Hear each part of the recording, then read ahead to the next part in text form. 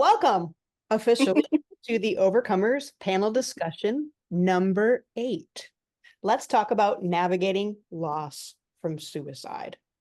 Let's welcome Overcomers, our panelists, Sherry Summers and Stephanie Murdoch.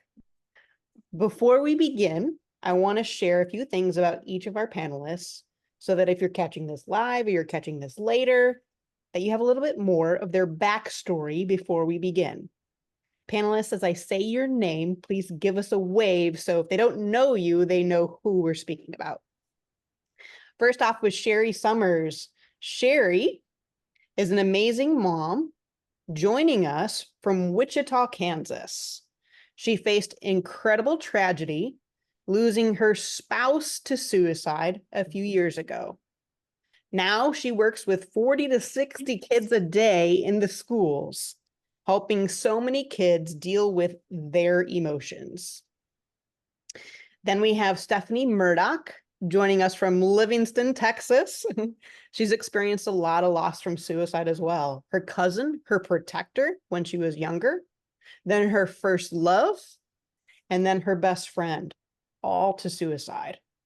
Now she's in a much different place. And in all its aftermath, she now passes out positivity, making a difference in people's lives as a founder of the Sunshine Act, which you can see the sign behind her in her video. And then we have myself. I'm not always a panelist on these, but this is a topic that hits close to home for me as well. I've seen my own fair share of loss, losing my dad to suicide when I was just 21 years old. Now, I'm the founder of the Overcomers and why we're here tonight, and the author of Finding His Voice, sharing my journey of overcoming that tragic loss. To our listeners, which I see we've got a few people who have popped on, welcome. If you're with us here today or you're catching this replay, I am guessing that you too have not only had to face horrific tragedy, or you know someone who has, but that you too have a story that includes so much, or someone that you care about does. Know that we see you, that we care, and we are gathering tonight for you. We're here to connect you with some amazing overcomers who might know a bit about what you're trying to navigate. As you can tell by now, all of our panelists have been equipped. They have truly suffered, including much more than that you might not even have time to fully hear tonight. But their journeys are inspiring, and that's why they are here. To each of you, our panelists, thank you so much for being here, for being willing to be vulnerable, and for your courage to share painful parts of your journey with us tonight. We know it's not easy, but I admire your heart for others and all that you have overcome thus far to be here with us tonight. That's why we're here, to connect those who are hurting with those who have overcome, with those who have found some level of hope and healing and answers in that journey. Okay, so let's get started. We've got questions. We know if you're listening, you've got questions. So to our listeners, feel free to post more questions as we go in the comments. I'll ask you to put your microphones on mute if you're not a panelist so that we can hear our panelists clearly. But if you have comments or questions, go ahead and put them in the chat. We want to hear from you. And whatever we have time for, we'll add those questions to the list. We'll try to keep it to about an hour and a half. And we'll see where we're at as we go. To our panel speakers, as we go through our questions, please know that there's no pressure to answer every single question yourself. But if you'd like to respond to each one, you're welcome to. So just as I go and I ask the question, if you feel like you have a response, go ahead and raise your hand and we'll make sure that we get to each of you. And I'll always go last so that you guys know that I'll be jumping between the two of you first before responding myself. All right. Are we ready? Okay, question number 1. everything just seems so huge after the incident. What do you do? What do you even start with? How do you even start? Would anyone like to kick us off with your answer to that question based on your experience? Sherry, And you can go first. we're both so nice that we don't want to go first. Yes. No, you can't. No, you can't. Well, I can say it's just really overwhelming. I mean, I'm still dealing with everything still after 3 years. It's been a little over 3 years. So, and sorry, I knew I was going to cry. And that's okay. I don't mind showing the tears. I think somebody gave me advice once, kind of at the beginning, because I was feeling very overwhelmed with everything, because mine wasn't just the suicide itself. It was um dealing with a burnt out house that I had to put back onto the market. I had a child that I had to help through everything. I had to deal with being a prospect of a murder charge for myself, which only lasted a day, thank goodness. The police came to their senses fast. I had to deal with just a lot right at first. And somebody told me once that it's like this huge, it's, the saying, the elephant in the room. You see it, everybody sees it, nobody wants to talk about it. Well, instead of seeing it, it's this huge elephant that you have to get from one side of the room to the other side of the room, and you can't. You have to go through the elephant. And so they were like, you need to take just, it may be one thing today, and work your way through that one thing, even if you think it's just this small, menial, like tiniest thing that you have to get through. You just do that one thing to the best of your abilities and get through it. And that's a success. Taking one step forward is always a success. And then even if 2 or 3 things come right back in and fill up that hole, that's okay.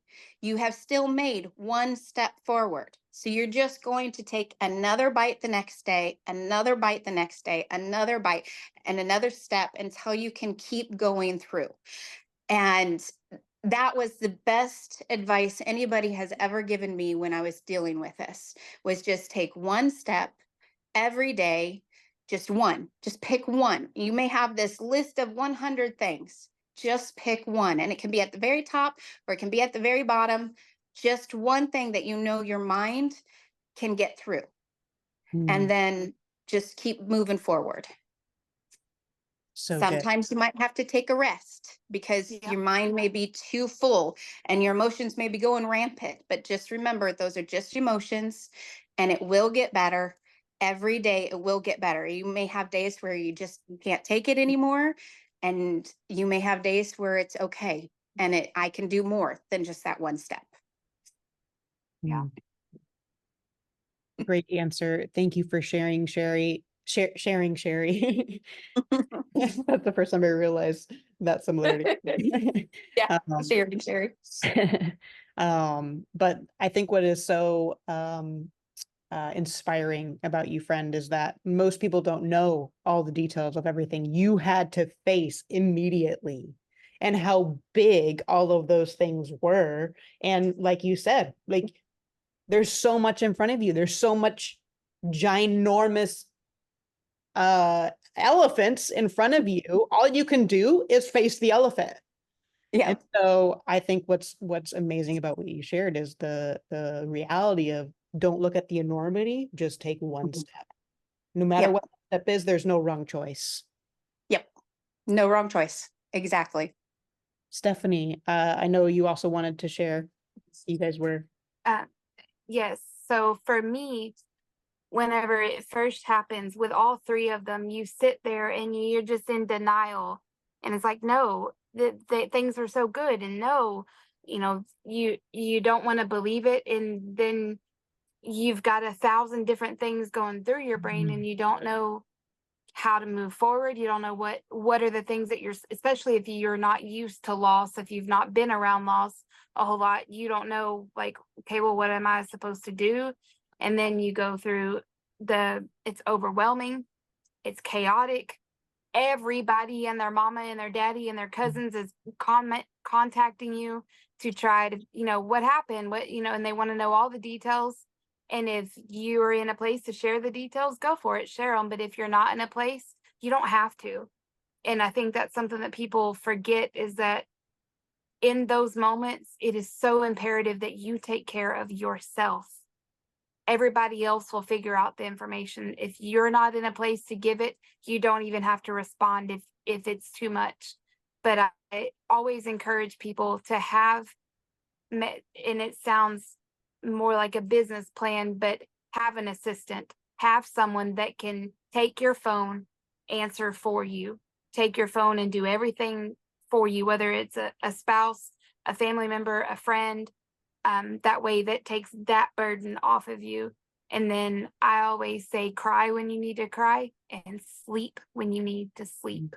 Take that break, because in the beginning, and really for the rest of your life, which sounds so daunting, but the grief and the healing of all of that is like all the different storms that there are. It's like an earthquake, a hurricane, a tornado, a tsunami, all the things, and at all different times. Sometimes it's just a little rainstorm, and you just, like the other day, I left and this banner, even though I hung it up so that it doesn't get all wrinkled up being folded in between events, but I walked past it and my fan was hitting it and it was blowing, and I knew it was there. I'm the one that hung it up.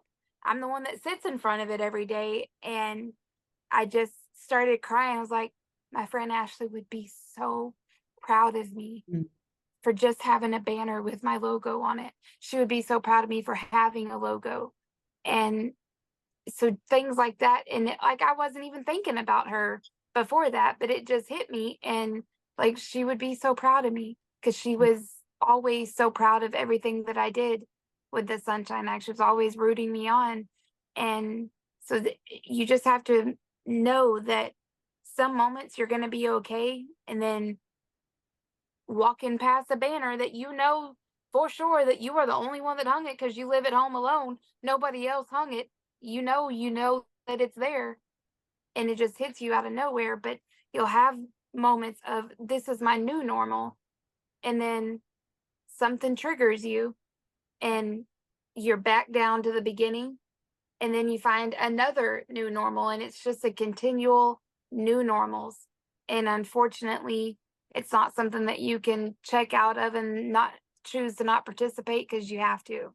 But you can, and you will, because when the tough times come, we are overcomers, and we will overcome them. And we're always gonna feel like we can't do it, but we can. And even though in the very beginning it's like oh my goodness, what in the world do I do? How do I do this? I can't do this. This is too much. I can't do it. I can't do it. I can't. But you can, because you are an overcomer and you have overcome really hard things. This is just another hard thing, and maybe be the hardest thing you've ever been through, but you're an overcomer. You have to tell yourself, I am an overcomer and I will overcome this. I'm going to do it crying, and I'm going to do it pitching a fit, but I'm going to overcome it. And that's the only way I know to get through it, is just to continue to tell yourself, I got this. I am an overcomer. I am going to do this. And that's my spiel. So good, friend. So good. There was a very dominant message in what you just said that I think is so powerful and so important. And that is that it's okay to give time and space for your feelings. A lot of times when you're facing something like this and the incident happens, it's what do I got to do? And what if all you got to do in that moment is feel what you're feeling and give the time, whatever that is. Why? Because you just lost somebody. whatever the relationship was, that person is now gone. And giving the time and the space for releasing whatever feelings, anger, frustration, grief, sorrow, whatever the feelings are, giving the time and the space to feel. He gave us the ability to feel. What if our feelings allow us in time to heal? And so as those waves come, as everything seems so huge, what if we simply give ourselves the freedom to feel whatever we need to feel and work through those feelings every single time? Thank you for sharing, Stephanie and Sherry. So helpful, I know, for our listeners. And I'll add to that, this is something I wrote beforehand, and say, I think that the answer also looks different for people, and that's okay. It's about figuring out, what do I need, which is what both Sherry and Stephanie were saying, is what do I need, and focusing on you. The first thing I would suggest, this is my personal experience, is to let people who want to help. In the immediate, you and your family are so inundated with emotional overwhelm. Everything is a mountain that feels impossible to not only climb, but even look at. When you're ready, just take one step. But I'd also say that know that your creator goes before you. There were times that I didn't think I could stop crying, or that I would stop crying those first few days, because for me, my dad was my hero. I imagined my whole life getting to spend it with my father, and now he was gone. So for me, those tears wouldn't stop those first few days. I thought I wouldn't stop crying. I didn't want to go to the visitations. And then suddenly I couldn't have forced tears out if I had wanted to. I believe my creator dried my tears in that moment. So just know that you're not alone in anything you have to face as you're navigating this loss, or do in the days to come. He truly does go before you, and I've seen that be true time and time and time again as I've navigated the last 20 years. I love that both of you are nodding your heads. Is there anything more either one of you would like to share in response to question 1 before I move on? And please know you can. That I would second that there's so many people that will say, what can I do to help? I'm here if you need anything. And like I was saying, have that assistant.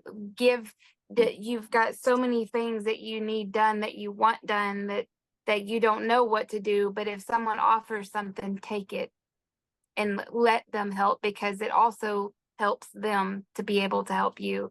And like my nanny always says, don't rob nobody of a blessing when they're trying to bless you with something. So definitely let people help you. I love that. That's awesome. That's a great saying. And I would agree with Yes. that also. I had my sister, both my sisters and my family just really stepped in to help me. Even when I didn't know what to do, I was just like, I have no idea what to hand you. I had several people calling, and I loved your idea of handing your phone off to someone, because you do get inundated with phone calls and messages. And I had a good friend of mine that just recently lost her dad, and he was like a second father to me. And so I took care of my daughter at my friend's house, and I went immediately there to help. And my sister had brought me a notepad and pens, because she knew I was going to need it. That was the first thing she brought me, was a notepad and pens. She goes, you can never have too many, and you're gonna need it. And I was like, yo.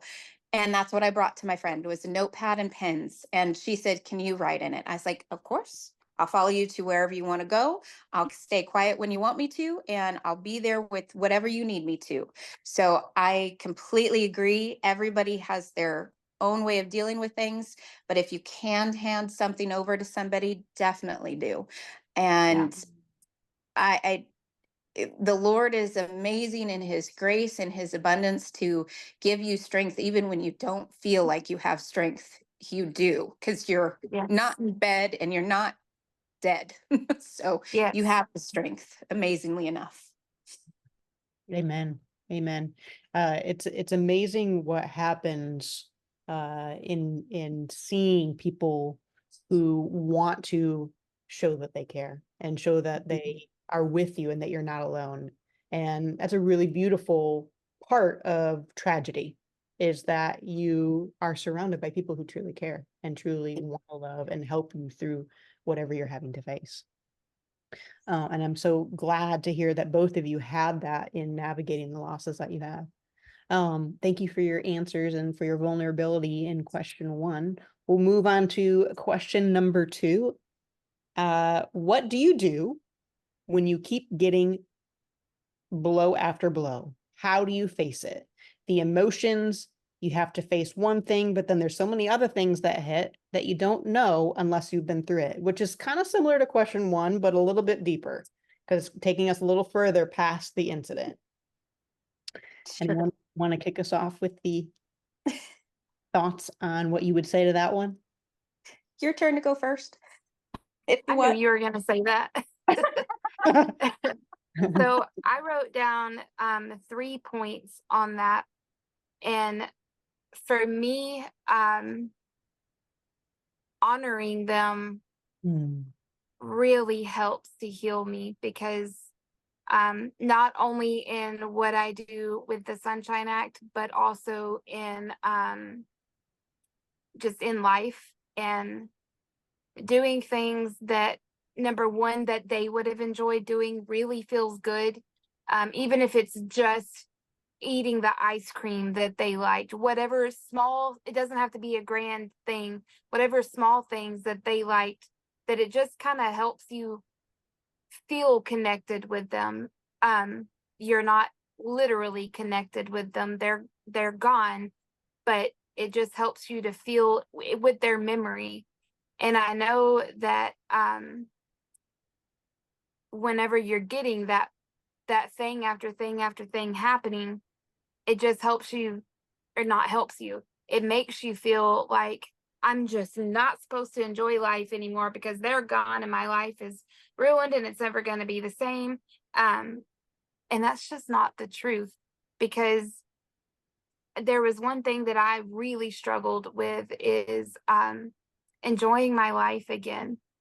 And it wasn't so hard when I lost my cousin, because I was a teenager when that happened. And he was a big old goofball. So I knew that I honored him by doing goofy things and continuing to be goofy. And I would stand up to my brother in the way that he normally would have. And, when my brother was picking on me, I would say the things that Matt used to say to him. And that kind of helped me, he taught me something. So I would honor him by continuing what he taught me. And then when the second one died, that was my first love, that one is the one that really rocked me. And because he called me right before and asked if I could come over, and then I didn't, I carried such a large, heavy weight of guilt from that. And it was like so many things were happening in my life, because I'm the girl that I don't really believe in luck, but the saying, if it wasn't for no luck, I wouldn't have any luck at all. And that's sort of my life. I run into roadblock after roadblock after roadblock, but it's all good, because it's all God's roadblocks saying, no, come on, we're gonna go this way. And it's okay, it's not a bad thing, but it gets aggravating. But once I started living for God, the roadblocks slowed down. But when you're having that roadblock after roadblock, I just kept thinking, like, this is my payback. This is why I can't have this. I can't have this, because I should have been there for him. And you have to remember that all of that stuff is not your payback for not being there for them in the way that you think you might have, could have, would have, should have been. Because we have to stop the might have, could have, would have, should have. Because it, and I know I'm preaching to my all 10 fingers to myself, because I still do it, even though I know that does no good. But it's kind of part of the healing that we have to go through. But when you start to enjoy your life again, and all of these blows after blows after blows happening to you, you have to remember that they are not payback and that you get to enjoy your life. And it is not betraying them. It is not meaning that their life didn't matter because, oh, they're gone and now I can have fun. It does not mean that at all, because you have to remember that your loved one that passed, they wouldn't want you sitting in that deep, dark grief for forever. You have to for a little bit.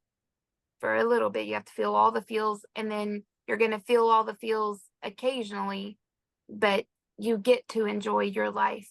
And it is not at all saying that your love for them didn't matter, that your love for them wasn't enough. And I know that's some people will on the outside will see it like that, like, oh, they lost so and so, but now they're just living their life. No, that's what you need to do, is live your life, because you have life to live, and they would want you to live your life. I always say, if I could just talk to them for 5 seconds, they would tell me, live your life. All three of them. I feel like anybody ever that passes, no matter what they pass from, would tell you that live your life and enjoy it while you're here, and honor the ones that you loved that you lost. But staying in that grief and sitting in the focusing on just so many things keep coming at you, and that you're just taking it all in and not processing them all, it only hurts you and keeps you in that deep, dark grief. But you don't have to sit there for forever. And I know if you're watching this and you have just lost someone, you may feel like this is going to be forever. It's not. You just have to go through it. Like Sherry was saying with the elephant, you got to go right through it. And I know there's a lot of meat to an elephant. They got a whole lot right there. So there's a lot to go through. But once you get through it and you go through that trunk, you spray right on out of it, and you will get through it, because you are an overcomer. And I'm done. So well said, friend. I love the expanded analogy of the elephant and what it looks like to work through that elephant. That was perfect. But also, I love what you said about honor and honoring the legacy and the memory of those that you love, but also honoring yourself and the life yet ahead of you and living it and not feeling guilty for that. Yes. Sherry, I saw you nodding your head, so I want to give you the chance to chime in. I was just agreeing with everything she was saying. 100%, honoring them through it, even if that's eating ice cream that they liked. It's getting to enjoy your life. I was making notes as she was talking, because I'm an active listener here. It's just, that is the blow by blow is, that's hard. And from my experience, with suicide and probate and all of that stuff, it takes 2 years. And if they destroyed property, just going to tell you this right now, if they destroyed property in that 2-year span after they died, you can get sued, or the estate can get sued. So I got served literally the last month that I could have, for that. So it's one of those things that you got to work through. So blow by blow, it is hard, and there are days where you want to hate them for what you have to endure now, what you have to go through, that big old elephant. And that's okay to feel that. Don't even feel guilty about feeling that, because that's a feeling that you are having, because you have a lot of stuff on your plate, and that's okay. It's okay to be mad. It's okay to be angry. It's okay to cuss them out. I will do that, and then I'll look at him and go, I still love you. I just don't like what you did. Yeah. And that's okay.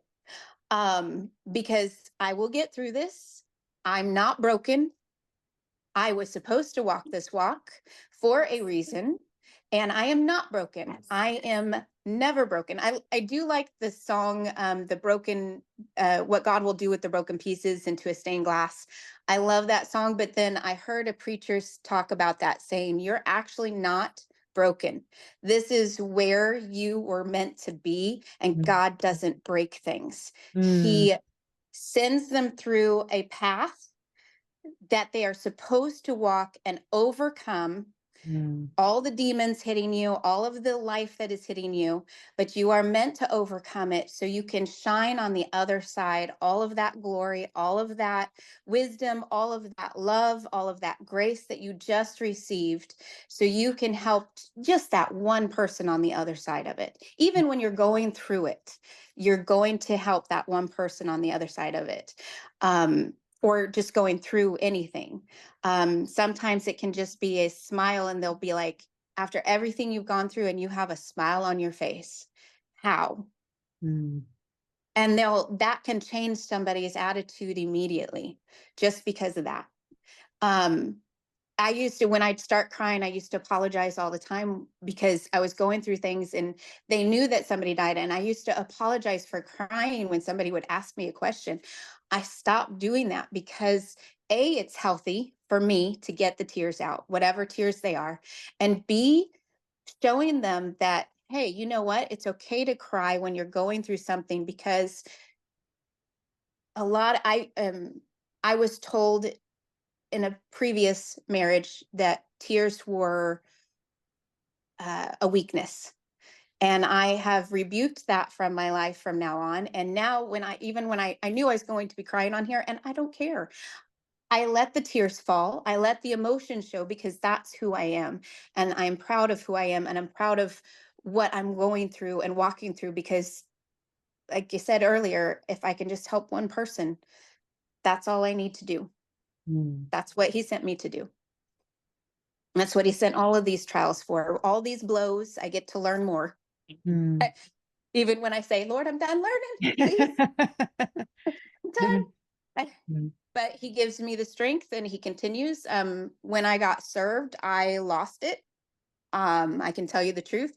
My daughter was scared. She's like, what is wrong? I was like, just let me feel my feels, baby. I know you're seeing me freak out right now, and I'm sorry for that. But once this is done and over, I will be better, and I will get through this, and I will make sure we're protected and we're taken care of. So don't you worry. Mm. Yeah. And it's good for her to see that, for me to see the tears, to see the crying. I have never lost it like that before. I call it hitting the floor. I've only had a few of those. This was like hitting the floor and then going 10 feet under. Mm. Because when you get those blows of, like, an example would be being told you're divorcing after 10 years. That's a hit. I dropped to the floor crying. I couldn't get back up right away, but I did get back up. That's why I call it hitting the floor. Mm. When I lost my mother suddenly, I hit the floor. So there's those moments, but those moments are made to refine the gem that you are.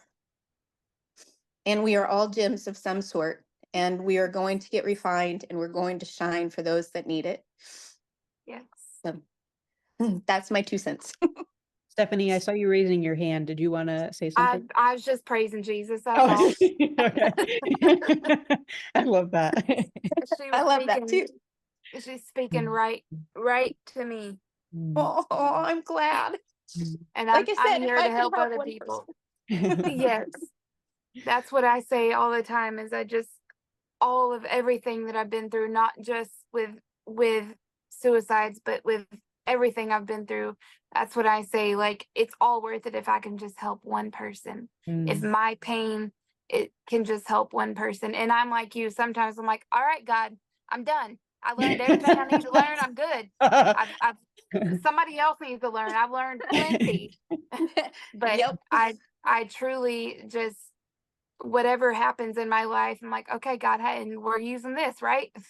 Because it truly is the best way to get through it, is to once you've done the work to go through it, get through that elephant. Which I love that you said blow after blow and elephants blow. So Yeah. I love that. But once you get through all of that, then you're in a place of being stronger, because you break everything down, and then you have the chance to, you're new. So, okay, I went through that, and now what? And now you have experience, and the more experience you have, the more knowledge you have, the stronger you are, because you know that you can, once again, overcome it. Yes. I would agree. So good. So good.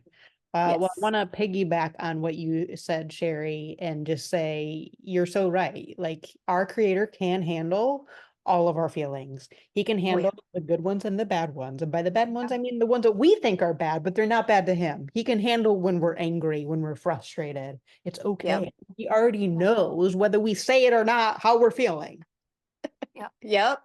But 100%. also, I loved your reminders to yourself of remembering who you are as you face every one of those blows. Saying, I'm not broken. I'm proud of who I am. He will give me strength. And I can tell you that your daughter has seen you be so strong in your vulnerability with her. Yes. And I'm sure she's saying inside, if not outside, man, if my mom can overcome this Yes. and this and this and this, I can overcome anything too that I'm going to face in life. No, she doesn't know all of it. So You are inspiring her with every blow, with every genuineness, with every moment you show up as real and you let those tears flow. yes. You are a great mom. You are an incredible mom. Thank you. I received that. And there's a comment from Timothy, which I want to read because it's absolutely beautiful. He says, tears are language all their own, a sacred expression of the soul that words cannot fully capture. Every tear that falls is a testament to your strength, a release of the pain and burdens you silently carried. In each tear, there is healing, and in every moment of vulnerability, there is growth. Remember, your tears are seen by the one who understands your heart better than anyone. They are not a sign of weakness, but a symbol of the depth of your love, your resilience, and your courage. Each tear is a prayer, a whispered hope that rises to the heavens, where it is met with compassion and grace. Do not be ashamed of your tears, for they are the waters that cleanse your spirit and renew your strength. They are a part of your journey, a journey that is leading you to a place of greater peace, understanding, and joy. Let your tears flow, knowing that they are not in vain. They are a powerful force that will carry you through the storm and into the light. So Wow. beautiful. Thank you, Beautiful. babe. Yes. We receive that. Yes, we do. 100%. Yes. So well said. Okay, I'm going to move on to question. Oh, I didn't answer number 2. Let me, I just realized, oh, I have some notes here. So my response to question number 2 was, I would simply tell you, if you're facing blow after blow, that you're not alone, and it will get better. It can be hard to believe that when each blow happens and they keep coming, but life is a long journey. And I never imagined that my life would be what it is 20 years later after my dad died. I would look at you and tell you you're crazy if you told me this would be my life 20 years ago. But that's the thing. Your creator does know, and he redeems. He redeems far greater than what you go through. Yes. And he keeps every single tear in a bottle and promises to far greater than the amount of tears that you've cried. So remember, like Sherry said, who your God is. That's what I'd say. And remember that he is the God of the impossible. It's where he excels when it feels impossible to face. Tell that blow that's hitting you now, every single blow that comes, who your God is, and tell him who is going to walk in victory and who already is victorious. That's what you got to tell that blow. Hey, we're going to overcome. He's going to overcome, and he's going to do it with every single one that comes, because that's who my God is. Yes. Yes. Okay, number Amen. 3. And it's right. Moving on to question number 3. How do you deal with feelings of guilt or any feelings of fault in what happened?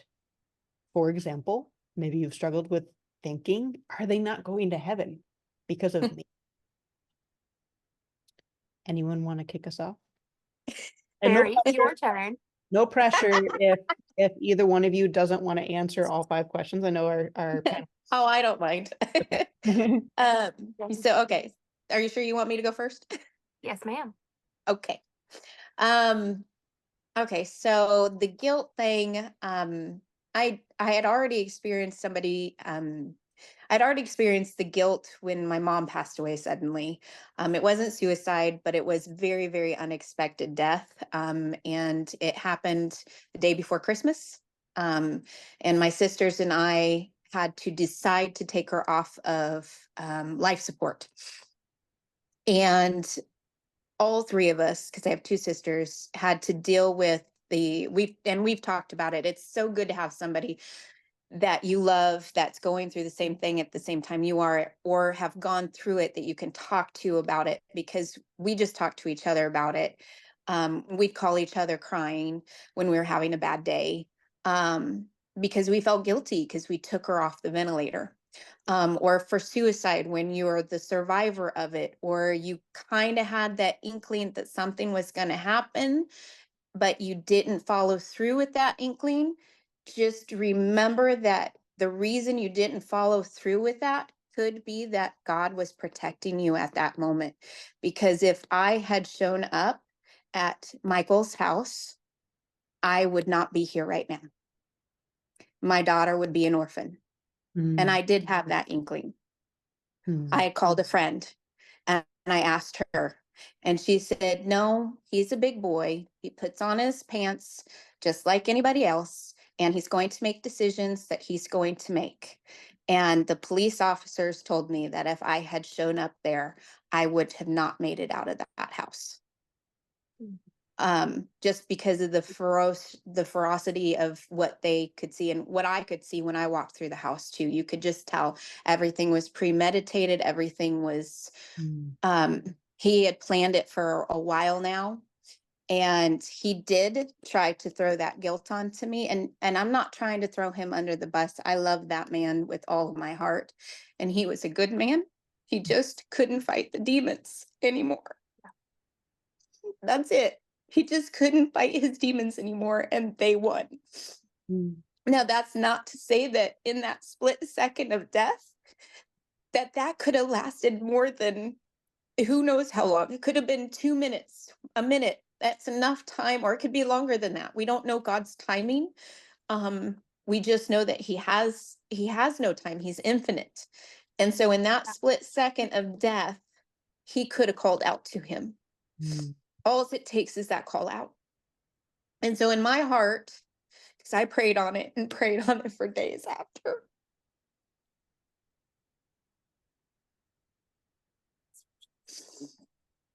prayed on it.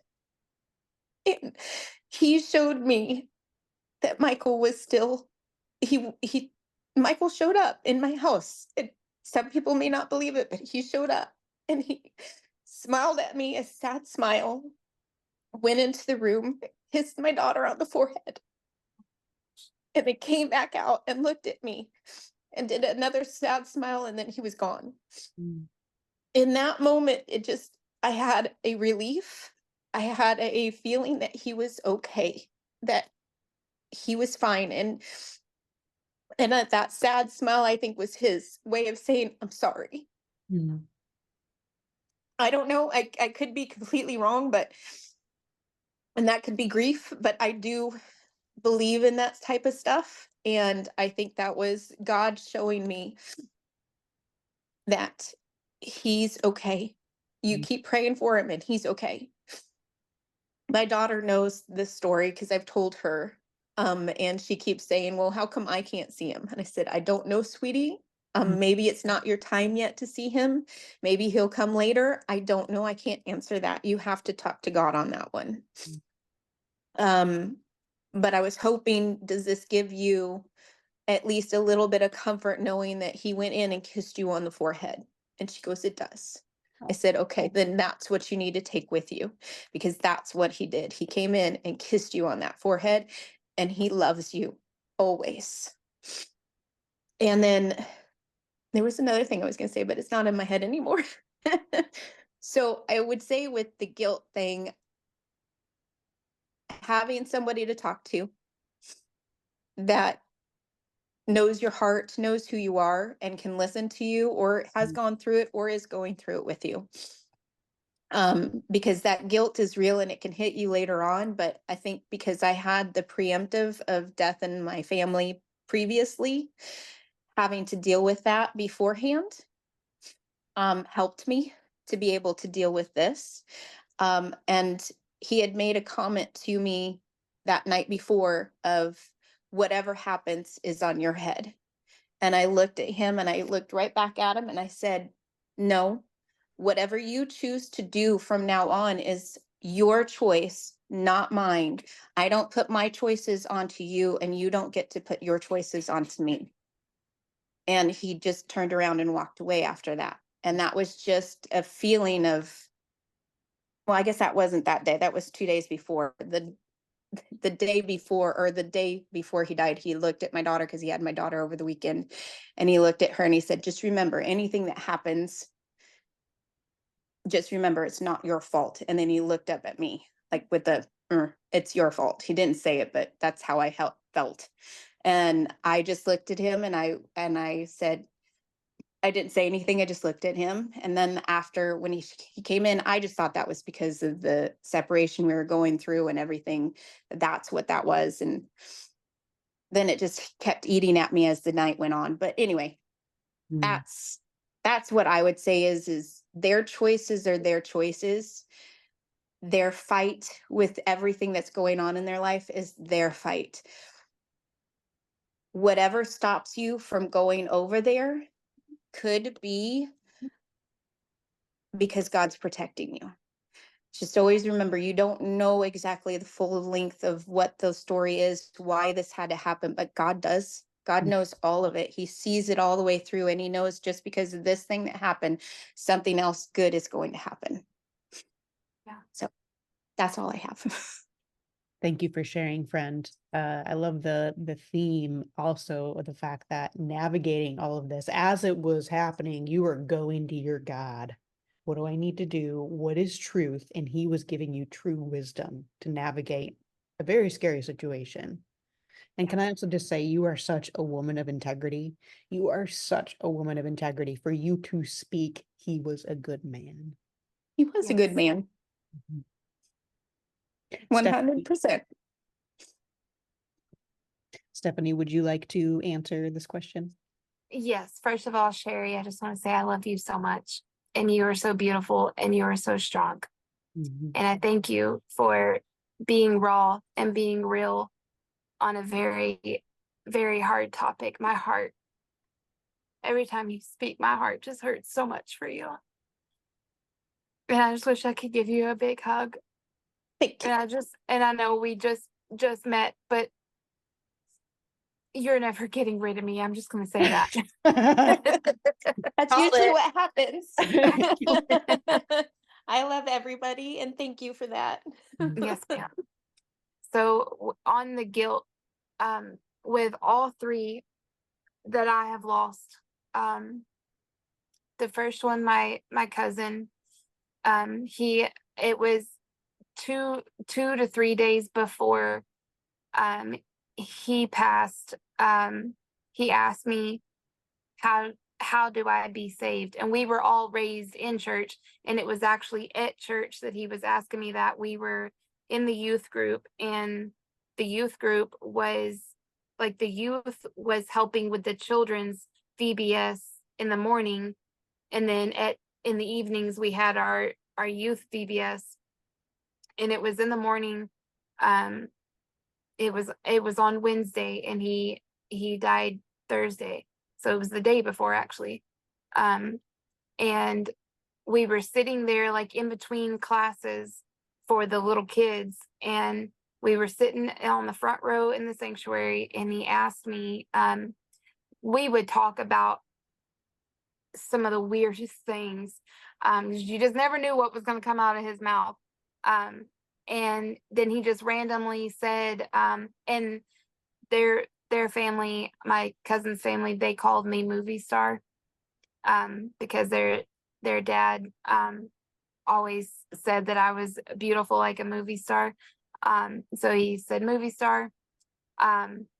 He said, how do I be saved? How do I ask Jesus in my heart? And so we started to have that conversation, and then it was time to go because we had to go do our duties with the little kids. And then the next day he was gone.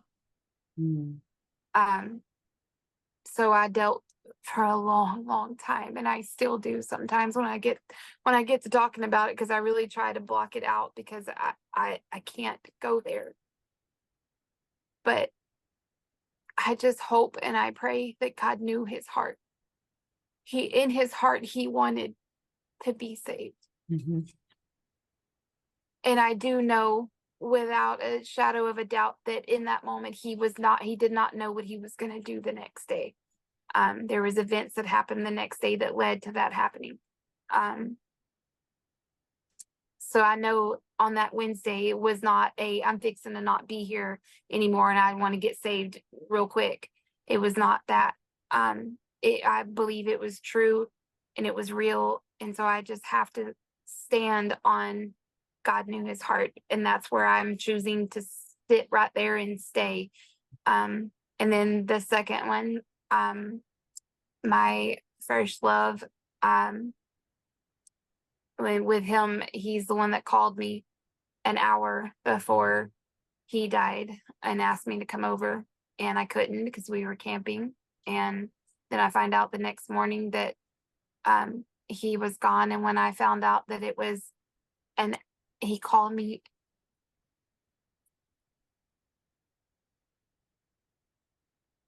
an hour before he died, and knowing that I talked to him when he knew what was going on, but he didn't tell me. And I knew something wasn't right for him to call me late at night and ask me to come over, because he respected me far too much to, do the late night calls for, what men call late at night for. He respected me too much to treat me in that manner. And I kept asking him, are you sure? Is everything okay? And he just kept saying yes. And I didn't believe him. And then he texted me after we got off the phone and said, I just want you to know I'm sorry. But he knew the impact that what he was fixing to do. He knew what that would do to me. But he was already too deep. He was already hurting too bad, and he already was committed to making that decision. But he still fought to tell me sorry. But I knew something wasn't right.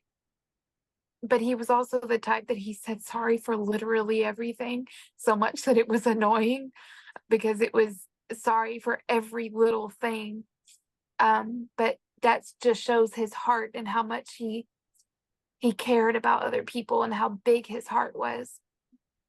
That in the depths of such pain that you are wanting to end everything,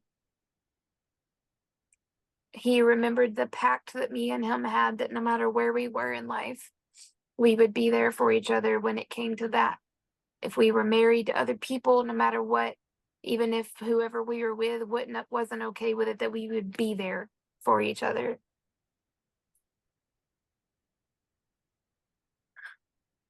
And then I wasn't. So that one, as you can see, I still struggle with. And then the third one, I was helping her with her depression and anxiety. And for years we were working on it. And I didn't know how deep hers was. And I've read all the books, all the watched all the podcasts, all the everything I can in trying to heal. Like if you got a source, let me see it and I'll go through it. And a few things that I've learned with the guilt is, if we would have known the decision they were fixing to make, we would have done everything possible to stop it. If we would have known that this is it, this is fixing to happen, we would have stopped it in one way, shape, or form, or we would have at least tried. Mm. So we can't blame ourselves for things we didn't know. Even if we had an inkling. An inkling is just, we all have inklings all the time, so you can't always, if we trusted our inklings all the time, we would look crazy. Because we would, we'd be like, oh, you frowned, you're sad. Like we would have, we would look crazy. So we can't always go off of our inklings. And the other thing is that our guilt is and it's kind of hard to explain it, but it's an imagined state of thinking. Because we think in our brains, if I would have known, I could have done X, Y, and Z. But we didn't know. So the if, whatever comes after that if, doesn't matter, because we didn't know. We didn't know. So that there's nothing that is our fault because we didn't know. And most of the time when somebody chooses to end their own heartbeat, they kept it a secret for a reason, because they didn't want people to know, because they wanted to look strong, or they didn't want to burden you. So we are choosing for ourselves something that they did not want for us. They didn't want us to feel that burden. So when we pick up that burden, it invalidates their pain. It invalidates how they were trying to live their life and how they were trying to navigate their pain. It was their pain, not ours. It was not our responsibility to save them. Yes. We think it is, and we want it to be. But like Sherry, you said with him, I'm not responsible for your choices and you're not responsible for mine. So if that is how, and that's in of sound mind, when things aren't going wrong, that's what we say to people. I'm not responsible. You go rob a bank, that's you, not me. I'm not going to take those charges. So why are we taking the charges when they choose? Yep. Yeah, why are we taking those charges? We're not the ones that did it. We're not the ones, even if you were fighting and things happened and you know that because y'all were fighting, they were sad or whatever, that's not your responsibility for how they choose to navigate it, how they choose to go through it. So the guilt is us taking a charge for something that they did. We should just honor them, honor their memory, honor their love, not take the charge for what they do. And I know you don't get charged for anything, but you know what I'm saying, hopefully. Thank you for that, Stephanie. I think what is so powerful right now is that I think that this is the most powerful question and answer we will have tonight. And the reason I say that is because I can see the people who are going to be listening to this as it's posted on YouTube, and people are going to be watching this for years, and I can already hear the tears that are coming out of someone's eyes right now, sobbing with what they've been carrying, thinking they could have done something to save the one that they loved. Yeah. And if that is you, friend, we know how real the struggle is. But like Stephanie said, it's all about giving that to your creator. It is so key. He knows it's too heavy. It's Yeah. too heavy to even think about or talk about at times, even for us. And it's been years. The tendency is to not want to even talk about suicide in culture.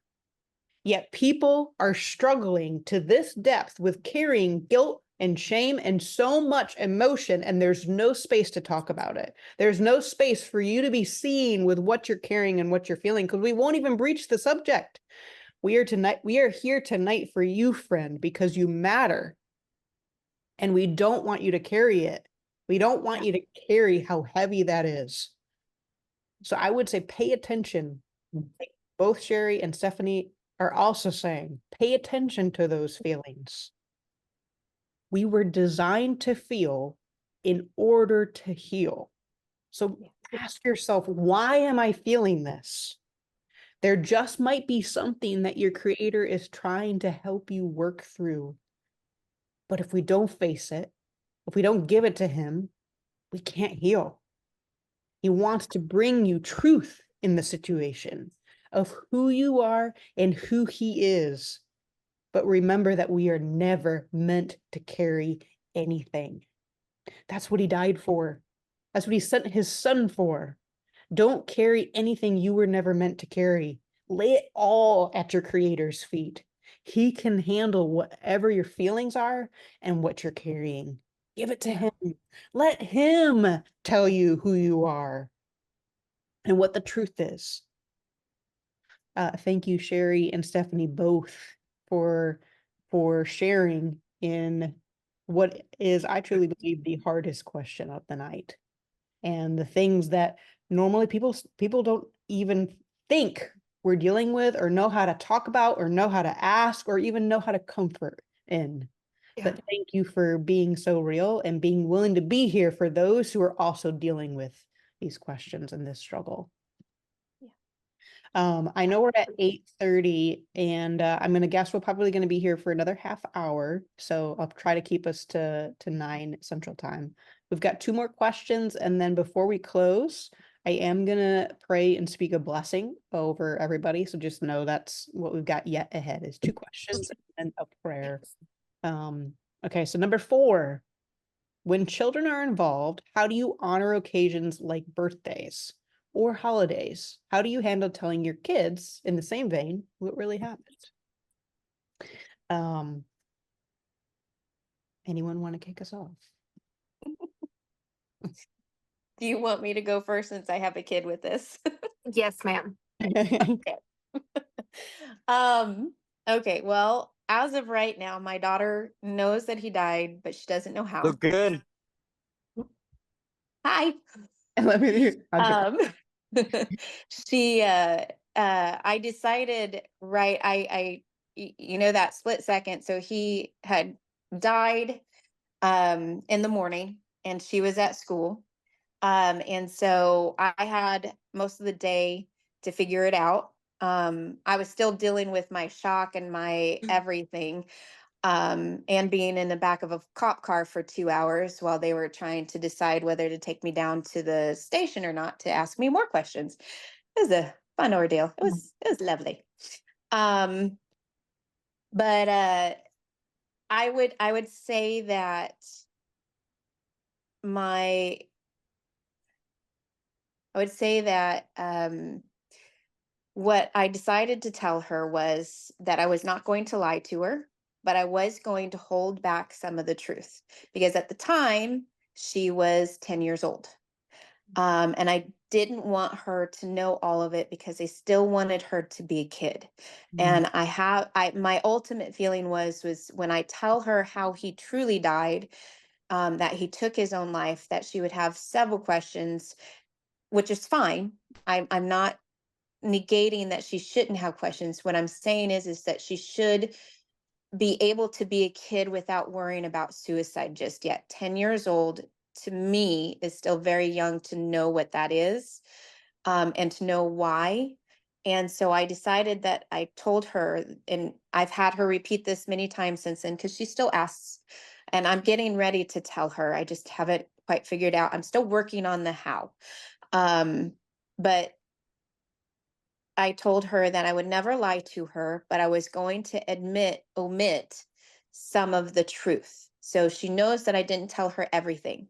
And that when she asks a question, I will answer it with a question back of, are you sure you want to know that answer just yet? Or do you want to wait till I think you should know when you're older?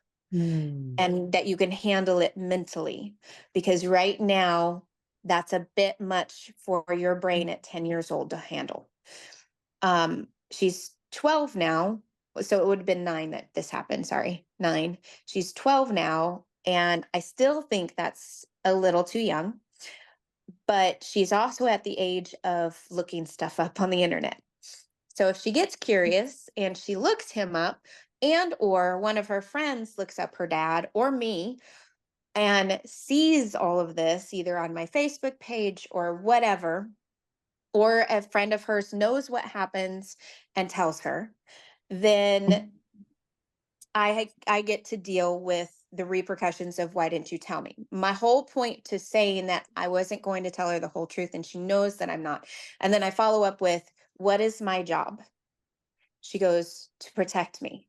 I said, yes. What is my other job? To make sure I succeed in life. I said, that is correct.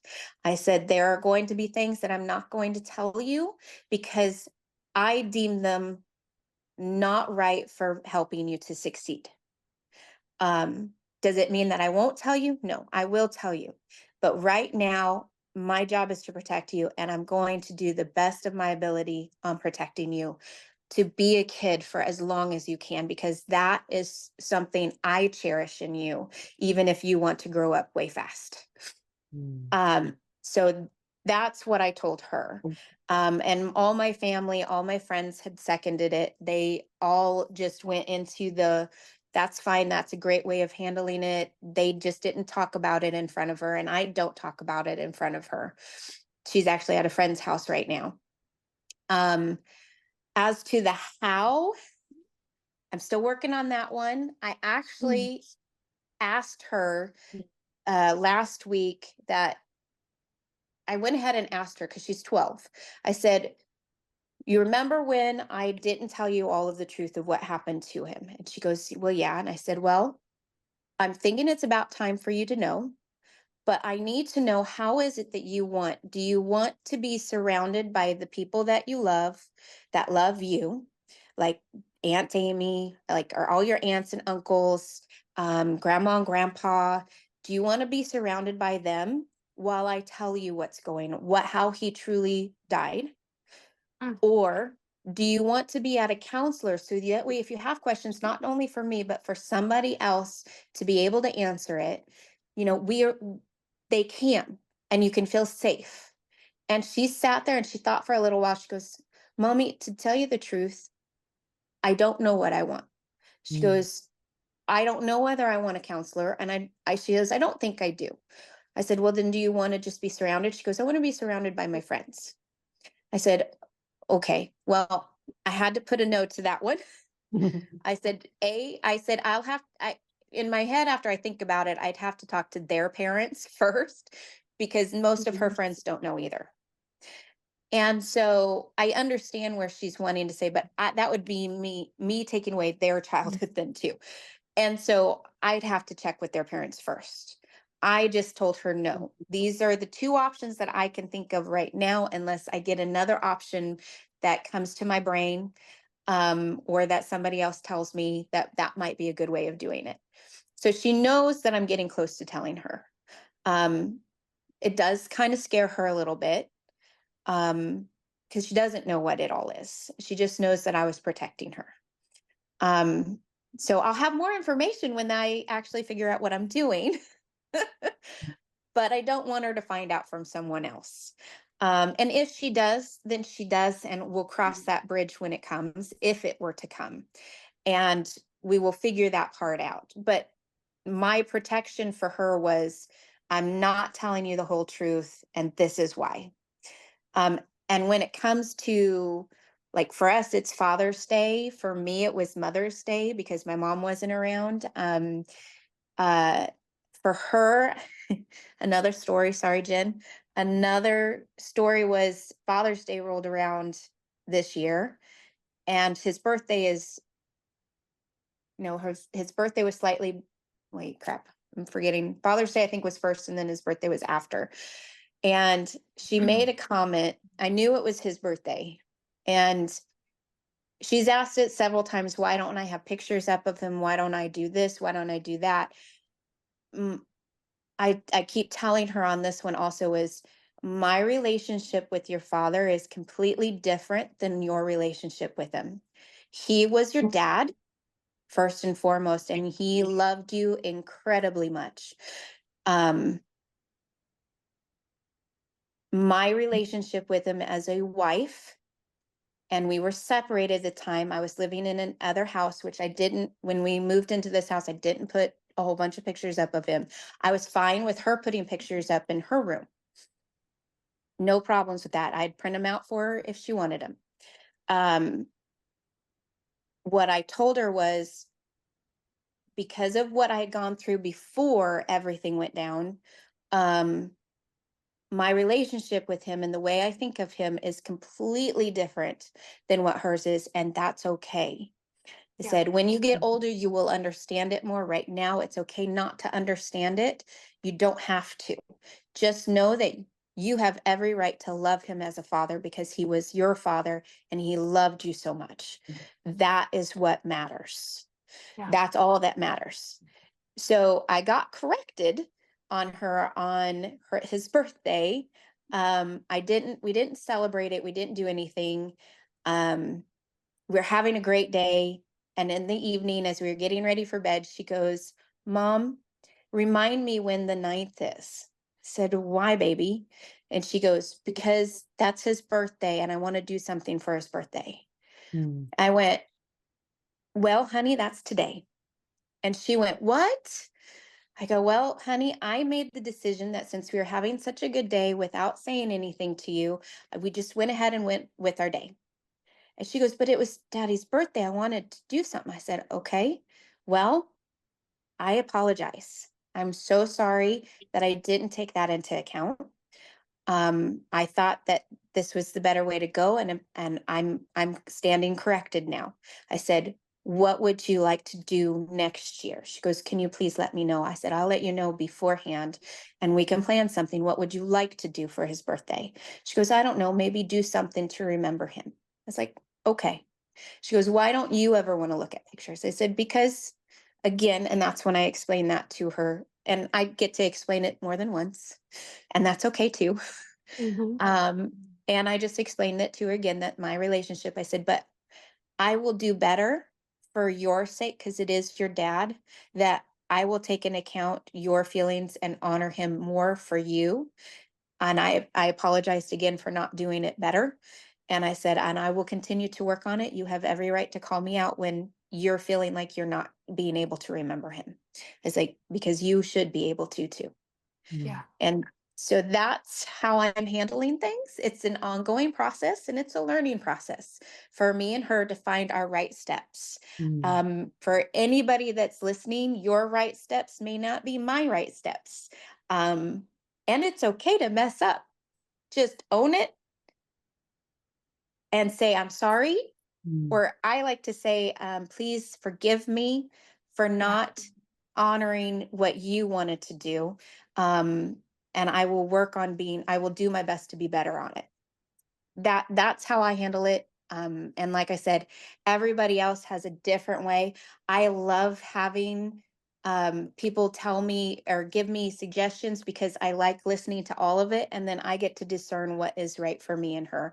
And now that she's getting older, I get to ask her questions now of what is it that you want to do, and actually listen to what she is telling me without my brain going, well, what if we did this instead? No, I listen to what she says and I repeat it back until I get it right. So good. So, and you're doing an incredible job. You're doing thank you. an incredible job, and it's filled with so much wisdom, which tells me you're not doing it alone. Your creator has so been with you in every part of this. Yes. I love how you ask her questions. What would you like? And Yeah. really getting into finding out what are her needs in the midst of going through this journey herself versus assuming what she needs. I think that is coming from a heart of a mom who truly loves her daughter, Yes. wants to Thank know you. what's going on inside of her. Yeah, you're loving her Well, so well. thank you. One of our quotes is assumption is the death of anything. It's a death of an idea. If you assume, it's the death of that idea that you have already. So we don't assume, we ask questions. So good. And it'd be easy, I would think, to also assume things with a child because we assume we know we've been a child, but you're also giving her the freedom to feel and express her feelings and navigate this however she navigates it, which is such a Yes. beautiful gift. Thank you.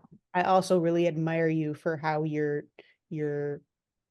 being so truthful going through it, but also protecting her in the sense of saying, hey, I'm not telling you everything, but there's a reason I'm not telling you everything, versus completely hiding things and saying later in life, oh, I'm sorry, I didn't think you were ready for that, which then comes the feelings of, well, why did you hide that from me? Yeah. No, you're being upfront about it. And that's such a beautiful thing to also protect her from having to go through those emotions of, why did you hide this from me? Well, Yeah. you've been very truthful with her. You're doing an amazing job, friend. Thank you. And thank you for sharing such beautiful wisdom for anyone else who is having to figure out, how do I tell my kids and how do I navigate this with my kids? Stephanie, did you want to chime in on this one? No pressure. I will say Sherry's doing an amazing job. I get asked that question all the time of what do I tell my kids? And I always tell them that it's I can't tell you an answer because it depends on your child and your child's how they carry emotions, how they go through emotions. Do they talk to you about their emotions or do they bottle it all up? And I love that you protected your daughter, but left the door open for there's something in there. That way, if she was to look it up or hear it accidentally from someone that doesn't know that she doesn't know or whatever, it's more of a, oh, that's what mom was talking about instead of a, oh my gosh, my mom's been lying to me my whole life. And then that could ruin your relationship with her. She could never trust you again. So that's what I always tell people is if you don't believe that your child is ready for that truth, then don't lie to them and tell them, oh, it was a car accident or, oh, baby, they just died in their sleep. Don't lie to them and tell them that because then if you lied and they're gonna find out the internet is so available. Even if you are in a household of no internet, no phones, no tablets, no nothing, they got friends that got phones and tablets and all the things. And if they're in public school, they got computers because almost every public school nowadays has computers. So I think the worst thing that you can do is lie to kids about what happened, but leave, like you did, leave a door open that if they're not in a space for you to be honest with them right now, leave the door open for there is something, but it's a lot of emotions and it's a lot to understand and however you have to break it to that child. If your child is an understanding child, then that's an acceptable answer.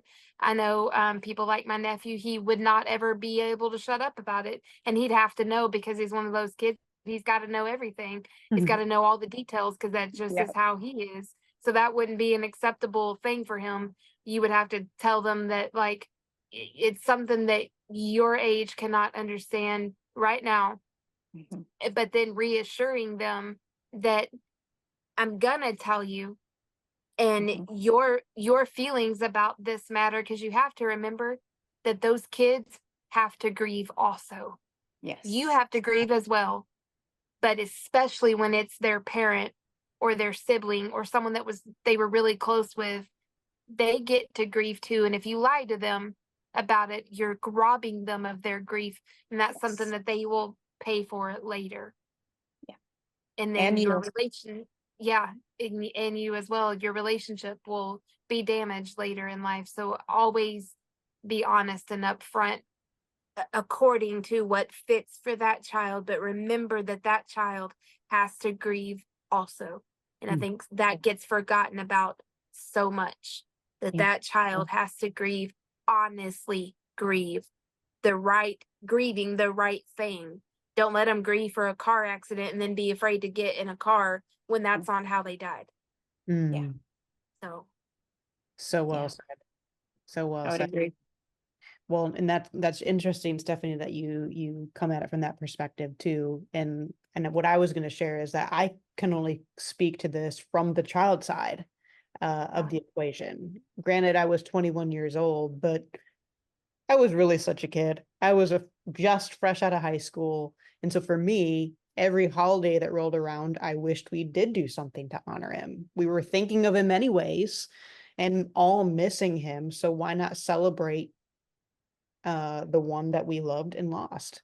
So that's what my perspective would be from the child side is help them work through all the feelings. Don't run from them or bury them on those days mhm. and ask them, hey, what did you love about the one that they are remembering and they're thinking of anyways?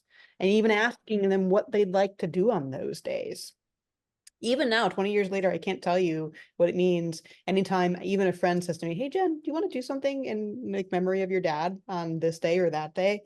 And it blows me away that someone would be that considerate and that honoring of someone that I loved and still love and think about every day. That's such a huge blessing to someone who has gone through loss, and especially a child who loved their father, loved their mother, loved whoever it is that they lost. Yeah. Okay, I'm going to jump to our last question. Number 5, what is the best way to support loved ones who lost their loved one to suicide, especially long term? Anyone want to kick us off?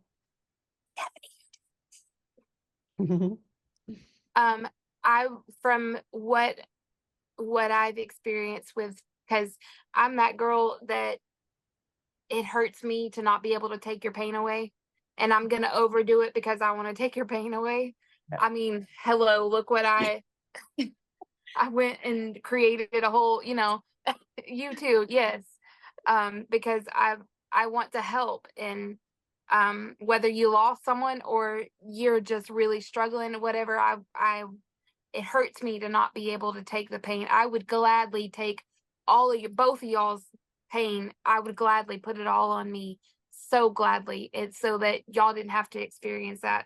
But I know that you experienced it for a reason, so we could be here today and yada yada yada. I know all of that, but still, I would take the pain part of it. You keep the lessons, and I'll take the pain part of it, so you don't have to deal with the pain. But one all unified, simple answer is to not let their memory die.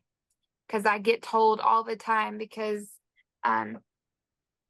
with everything that I do, I have this right here that I make sure that, and that's for each one symbolizes each one of my loved ones.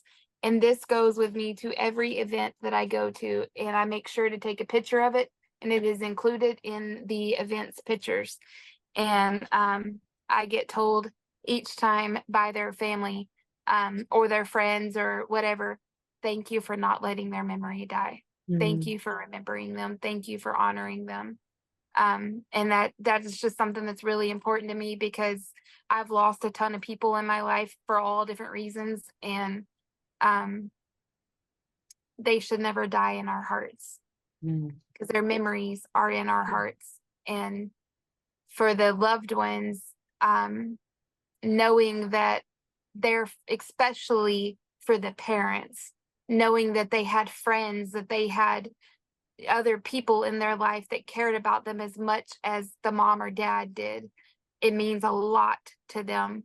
So really just not letting their memory die, continuing to talk about them. Don't let them just be a forgotten number of people that were on this planet, or just a statistic that came victim to, I don't want to say victim, but that suicide happened to.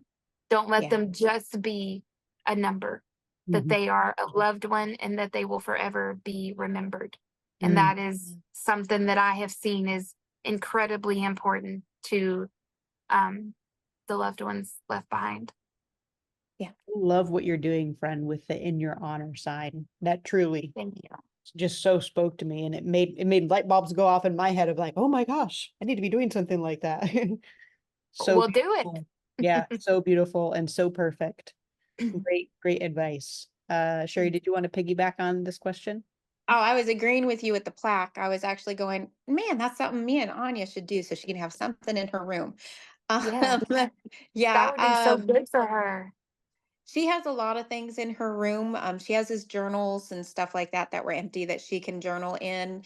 I have like 3 huge totes and some of his clothes that I was able to rescue, saved back for her also, because I don't, and and I don't know if anybody else goes through this, but because of how our relationship was going, it was kind of on the sour end of things.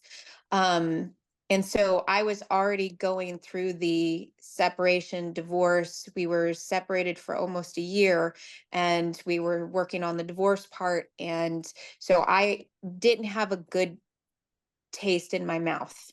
And so when this all went down, it was just to me, not to my daughter, but to me was a smack, just another smack in the face. Um, and so again, though, I always had to remind myself that he, like, because when he said some of the things that he said, he was pointing it out what he was doing. So he knew he was going to do this to me. And he planned several things out well in advance that I got to find out later, hence the blow after blow. That he was so me going through everything on my own grief. Anya doesn't know half of this stuff because she doesn't need to know it.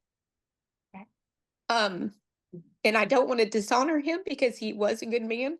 He was just out to take revenge. That would be the easiest way to put it.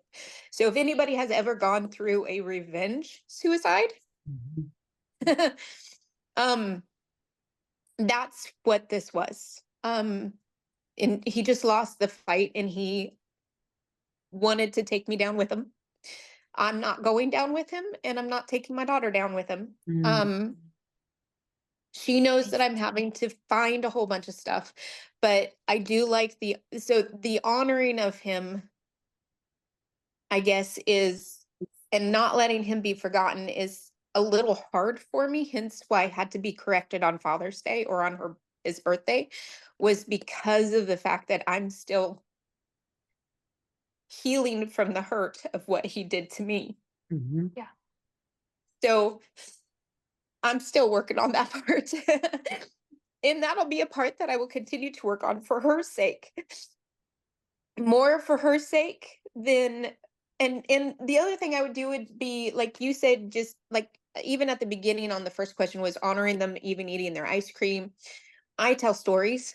I tell his stories with his friends, with people that knew him. I love telling his stories. Or do you remember that one that Michael used to say? Or do you remember when he did this? That's what I would do. Anya at first when we would do that, because it would bring tears to her eyes and she would cry. And I said, it's okay to cry even in those memories. I said, but just remember, he loved you dearly. And it's okay to cry even with the good memories. Um, so I'm still working on this and it's going to be an ongoing thing that I get to work on. Sherry, And I love yeah. can I ask you a specific question in relation to this question? Because I wanna not make light of the fact that everyone's loss is different. Yeah. And like you have plainly shown in telling some of your story tonight, your loss is very different in the fact that it was a revenge suicide. And Yeah. so simply asking the person that has experienced loss, this question could be so huge. So I want to rephrase the question for you in your journey. How can we best support you Yes. long term? Yes. Okay, for the suicide, for the revenge suicide, for supporting somebody that's gone through it, just honestly, I don't know. Um, just being there, being able to, I mean, I can feel your guys' love and I don't feel the pity. That's the thing. I don't want the pity of, oh, you poor thing. Yeah. Yeah. Yeah, I already know that. But I'm not poor because I'm going to rise above this. So there is no poor thing. There is the hurt, there is the trauma, there is the what I'm going through. I mean, I told Jen this, just being able to help me celebrate the small little victories. Like I told her this, I don't like going to the mailbox anymore. Just don't. I've gotten too many hits and blows from going to the mailbox because it's something that he did that I get to read about that gets sent to my house, or being served, even though that wasn't at the mailbox, it's still mail related to me, and that's how I put it. Being served, suing 2 years after, it just it's something that I'm working on. I got my own little traumas. My main goal is when there's kids involved, what I really appreciated from everybody was that it was never talked about in front of my child, um how he died. It was talked about that he died, and it was talked about that we remembered him, but it was never talked about how he died, because of the fact that we didn't want her to know yet. And I had friends going to bat, asking them not to post stuff or asking them not to share stuff just in case Anya saw it. Or when we would get on the phone, I'd be like, hey, I'm on speakerphone. My daughter's right here. That was my way of saying, hey, let's not talk about how, because she's right here. We can talk about him and we can talk about what I'm working on, but we're not going to talk about how. And I had so much support with that. That was a big one for me. Just my sisters taking time off and being there at going through the house. My realtor that sold the house, she stepped in and helped me, going to the stores to pick out tile to redo the whole house because we had to gut it, fix it, and get it back on the market to be sold. I could have kept it, but I didn't want to. That was a huge help. Um, Friends coming down and staying and doing my dishes while I sat at the kitchen counter looking through all of his paperwork. Um, just to show you some of still what I'm going through. I didn't sit over here, but I have Post-its, huge Post-its on my wall of everything that I'm still working through, taxes and stuff. So I had some friends that immediately came over, and one friend doesn't like doing dishes, but she cooked and she cleaned. And she goes, you know, I love you when I'm doing the dishes. I already know that.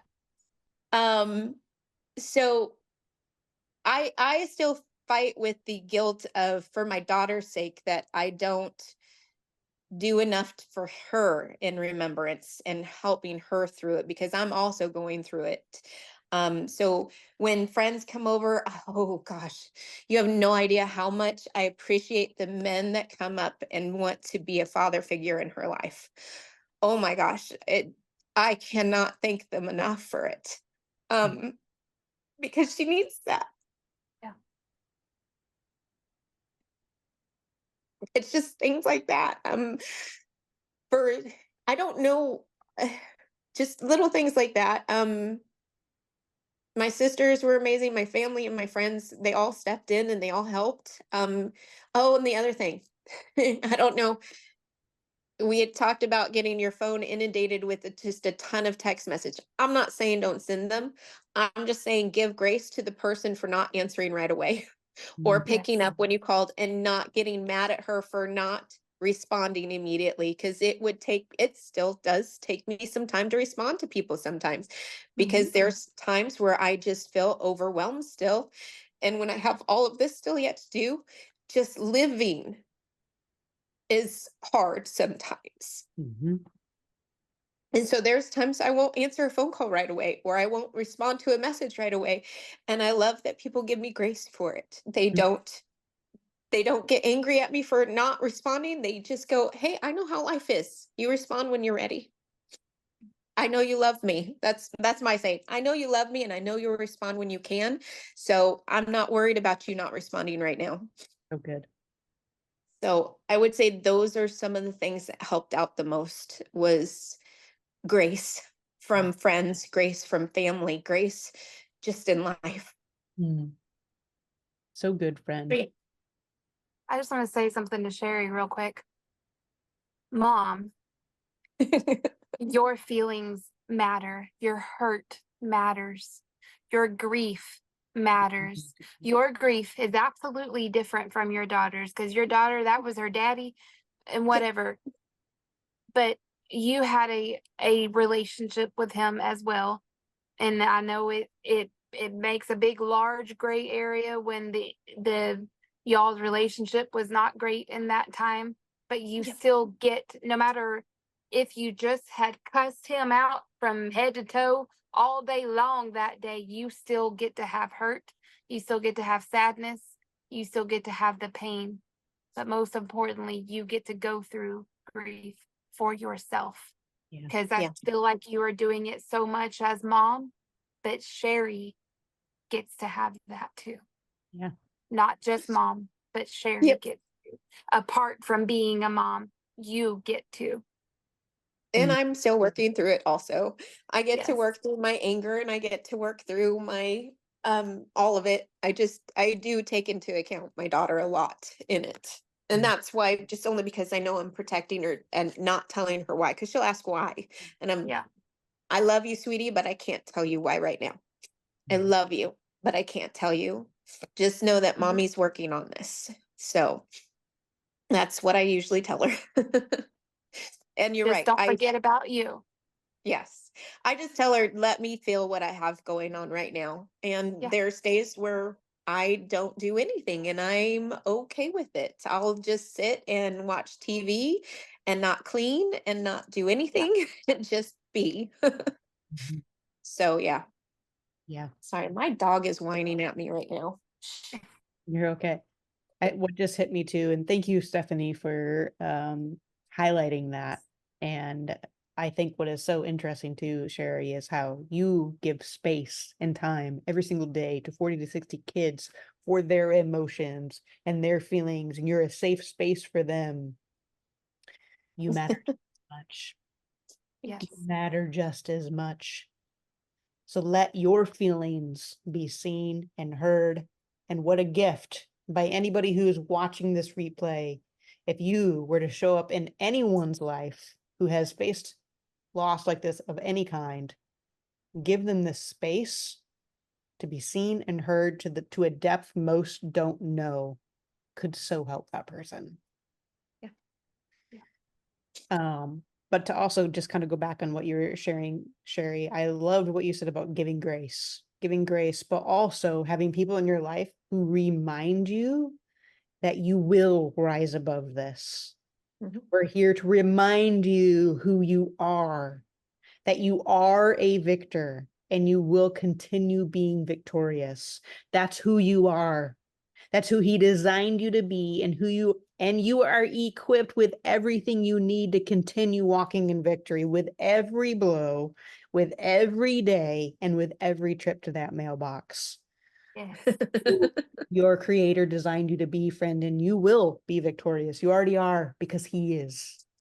Yes. You've got this. Thank you. So for those You will listening, overcome. yeah, Yes. for those listening, remind them who they are. Remind them that they're a victor. Remind them that they will continue to be, because they're facing so much. Yes. Remind them they can do it. Okay, I'm going to close us out, but before I do, I'm going to speak a blessing and a prayer over anyone who might be not only live with us, but catching this replay later. But before I do, I just wanted to seriously and sincerely say thank you to all of our panel speakers, and our listeners tonight, because you guys didn't have to be here. You didn't have to take time out of your day to do this. You didn't have to take time out of your own journey of navigating loss to show up for other people, to be this vulnerable, but you did. So thank you on behalf of all those here, but also on behalf of those you may never even know or meet.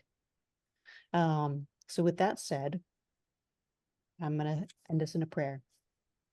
Yahweh, we just thank you so much that you are with us, that you are with us in everything we have to face in life. We thank you, Father, that you have promised in your word that you'll never leave us or forsake us. And so, Father, in the name of Yeshua, I just want to bless every single person who is listening or even catching the replay later. All those who are navigating the tragic loss of someone they deeply loved. All those who may have questioned so many things, seen horrific things, struggled with how to move forward, how to get help, or been in a place of so much sorrow. None of it goes amiss to you. We know that you see it all. You know the journey that every single heart has had. You know the traumas they faced and the feelings that make their heart and their head drown in the depths. So, Father, as you say in your word, may your peace, which transcends all understanding, guard their hearts and minds in Yeshua's name, that even when they have to walk through the valleys, that they would fear no evil, for you are with them. May your rod and staff comfort them. I bless their minds with not leaning on their own understanding, but choosing to trust you. Father, you have promised in your word that you will never leave us or forsake us. That even when they are afraid, I bless them with putting their trust in you and what you say. I bless them with the knowledge that you are with them, with not being dismayed, for you are their God. That their mind would rest in knowing you will strengthen them, help them, and uphold them with your righteous right hand. You say in Psalms 34:18 that you are close to the brokenhearted and that you save those who are crushed in spirit. Father, I bless them with your presence. May they feel that you are close. I bless them with comfort as they mourn, provision as they grieve, and may they be bestowed with a crown of beauty instead of ashes and the oil of joy instead of mourning. I bless them with the garment of praise in the place of the spirit of despair. May they be called an oak of righteousness, a planting for the display of your splendor. I bless their feet with stepping into strength, with courage, knowing you are with them wherever they go. And I bless their spirits with power, love, and self-discipline. I bless their strength with being renewed. May they soar with wings like eagles. May they run and not grow weary. May they walk and not grow faint. And as they enter into blessing and they look up to the sky and see the birds of the air and how they do not sow or reap or store away in barns, yet you feed them, that they would be reminded that they are much more valuable than they. I bless them with being like a tree planted by the water that sends out its roots by the stream. It does not live in fear, and its leaves are always green because their confidence is in you. And I pray this all in the mighty name of Yeshua. Amen. Amen. Friends, I thank you so much again for joining us tonight. For anyone who would like the replay of tonight's call or would like to share it in the future with anyone, know that it will be available on the Overcomers YouTube page. And so you can do that. And if you want to be a part of any of our panels in the future or get connected to more powerful overcomers, just like Stephanie and Sherry, make sure to enter your email at theovercomersmovement.com. Have a great night, everybody. Thank you for joining us. Any last comments? I don't want to just immediately close the Stephanie or Sherry, did you guys want to say anything before I end it out? I just wanted to say thank you, Jen, for having us on here and for letting us speak so openly and honestly and letting the tears fall and giving us grace and also all the wisdom. I actually have a lot on my page that I'm going to be going over. So thank you for all of that. And thank you, Stephanie, also for all your wisdom and your love and everything that you stand for and are showing to everyone. Sorry, dog is just going nuts over here. She wants to play. So thank Very you welcome. for all of it. I'm done now. I just Sorry. want to say My pleasure. to anyone that is still watching this to remember that you have survived 100% of your hardest, toughest days.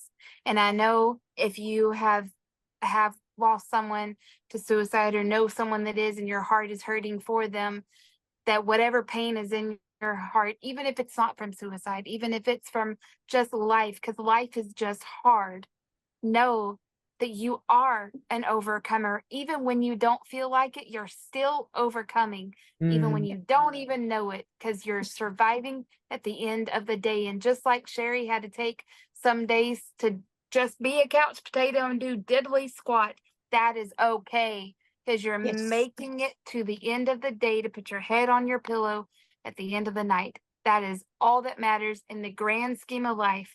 All that matters is that you give glory and honor to the Lord above, and that you make it to your pillow at the end of the night, because you can do Yes. it.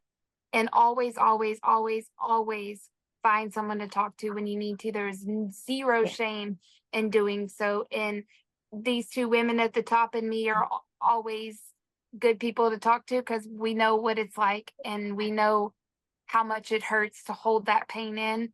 And I know I'm going to speak for them as well. It's hard to reach out. It's hard because you fear judgment. You fear that now you're going to be known as the sad person, as the struggling person. And you've been doing good, so you don't want people to know that you are struggling. But throw all that out the door and just tell somebody, I'm having a hard day. You Mm. don't have to give them all the information. Just releasing that, getting that out that I'm having a hard day does more good than you even know. So just know that it's okay to have those hard days. Make it to your pillow at the end of the day and tell yourself, I made it one more day. Yep. You are Yep. an overcomer. Yes. Amen. Amen. I've done that with my kids when I've walked in there and had a blow hit me, or I've had to talk to the lawyers for the umpteenth million time and I've had a hard day. I walk in there to my 40 to 50, 60, it depends on the day, kids, and I look at them and they're being rambunctious because it's the end of school. And I look at them and I go, guys, I really need you guys to give me some grace here. If I yell or get upset, I'm having a day. And Yeah. just give me some grace and I'll give you some grace too. Just Yeah. having a day. Mm-hmm. So, yep. So good. So Yep. good. Well, it has been an amazing night. So grateful for you guys. And stay tuned as more is to come from the Overcomers. Great final words. Thank you guys and have an amazing evening. Yes. Bye, everybody. Bye. Bye.